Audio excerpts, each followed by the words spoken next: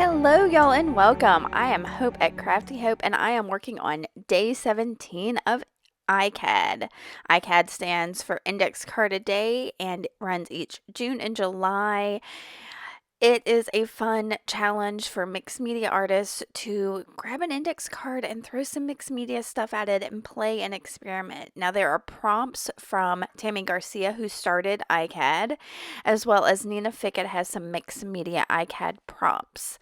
Those two prompts today, the Daisy Yellow one from Tammy is Mango, and the mixed media one is Stenciling from Nina. So, the mango later on I realized is kind of there in my card, but not really. It's just kind of an afterthought. Um, but I knew I wanted to do the stenciling prompt from Nina. And y'all, I did this a day early because I was watching a video. It's Experiment 7 from Kate Thompson. I'll put a link to her video below where she plays with some of her joint compound mix and stencils, and I was like, oh, I'm supposed to do stenciling for day 17. This is what I'm going to do. But I wanted it to dry overnight. So I went ahead and used my scraps. Y'all, I'm using my scraps on my iCads this year. I'm trying not to make more scraps. But I went ahead and collaged that down, and then I've got this mix of joint compound and stuff that I am spreading over my iCad with this Tim Holtz Harlequin stencil. And y'all can see I've had that stencil forever. So there's my stenciling. But I wanted this to dry overnight. So I went ahead actually and did this yesterday. Right after dinner, I was like, I'm going to do this real quick and leave it to dry for the morning. So yeah, I'm just spreading that out. Y'all, I'm using like a cheapo spatula from the Dollar Tree. All right, so there is my stenciling right on there. I'm stepping away, letting it dry. And it's the next morning. It's today now. So this morning I came in and pulled out some Distress ink sprays and Distress oxide sprays.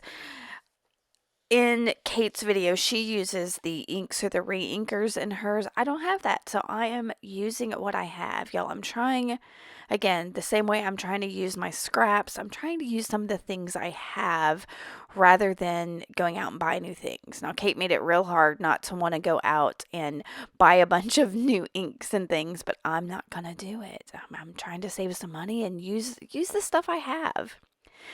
So I sprayed down some Rusty Hinge Distress Oxide spray and then some tea dye. And I'm spreading that out with a brush. And I used that folder, y'all. I know it was clunky and weird to just try to keep that spray from going everywhere. Now I tried to use some scattered straw distress ink from a pad, but it wasn't adding anything.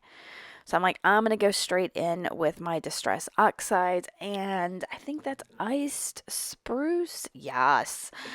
Sprayed that down a little and then sprayed a little water on it, moved it around, and then I've got cracked pistachio here that I'm also going to spray on there. Of course, it gets all over my hand, but that's okay. Whatever. Making mixed media art sometimes is messy, and I don't mind. All right, so I moved that cracked pistachio around a little, and I'm going to dry that too. And then I decide one last little bit of, I'm loving that Distress Oxide on there so much that I bring in walnut stain. That's what that was. And then again, spray it with some water, let it move around, and then dry it. Now, y'all, it is I love the Distress Oxides in general. So, yeah, that was yummy.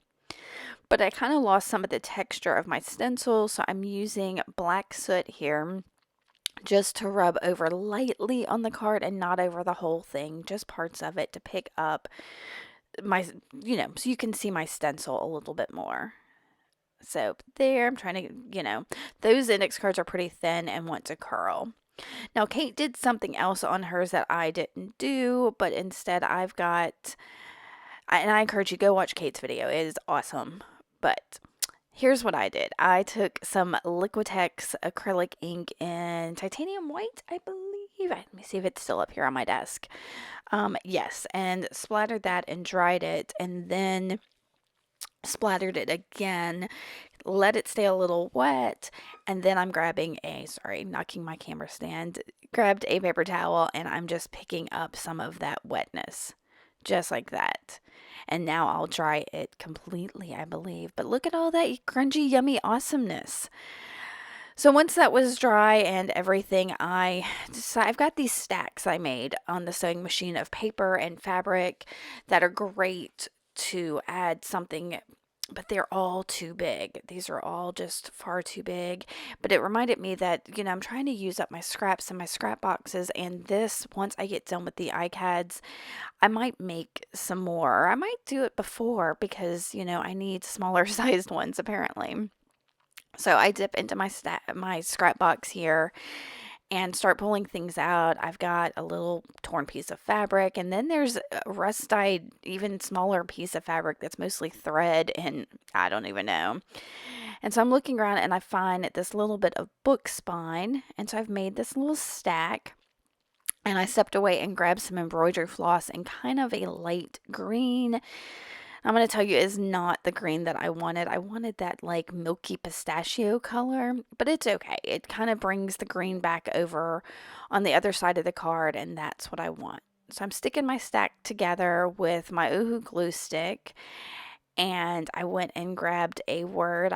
These are the big talk stickers, I think, and I wanted just a single word. I wasn't sure what. I found the word seek, which I thought was kind of fun because this was all experimenting and like seeking out the techniques you like and the things you enjoy doing. And so I thought seek was just a fun word to throw on there. And I needed that touch of black. So I used the black ones, and now I am got my embroidery thread and I am making some French knots. Now, Kate does a great job explaining them in some of her videos. I'm totally touting Kate today, aren't I? The other day it was a couple other artists, and today it's Kate's. But to make a French knot, you pull your thread up, you wrap your thread around your needle several times. It's, up to you how big you want your knot. I think I did 3 in here. And then you go back in through your substrate just right next to your original hole, holding that thread on your needle like that. And then you pull down and it makes this little knot called a French knot. Now, I'm using all 6 strands of the embroidery floss and doing 3 wraps, which I thought was plenty. And I'm only going to do I think like 4 French knots here. So I did 3 above my little seek and 1 below. I was, with all the little threads hanging on that, I was getting super tangled. It was a little fiddly, and I knew how long this was getting. And I know y'all don't care how long this is, but I've got other things to do today too. So I pulled that, and I'm going to do the other one. And doing this, I realized that I really needed, with that heavy stack, something that was going to hold that stack down on my card a little bit better than the Oohoo glue stick. So I'll pull out my matte gel medium to do that here in a second. I am going to tie this off on the back just a little bit because I know I'll use that matte gel and it'll, glue it down. So I'm going to grab my matte gel, glue this down, and I'll be done. All right, y'all. Like I said, I encourage you to go watch Kate's video. Her results are amazing. I wish I had some of the stencils that she's got, but I'm trying not to buy anything, remember? So, you let me know what you think, what you would have done different, and I appreciate you coming by. Give me a thumbs up if you like this. Make sure to subscribe and come back tomorrow and see what I'm doing. Thanks, y'all. Bye.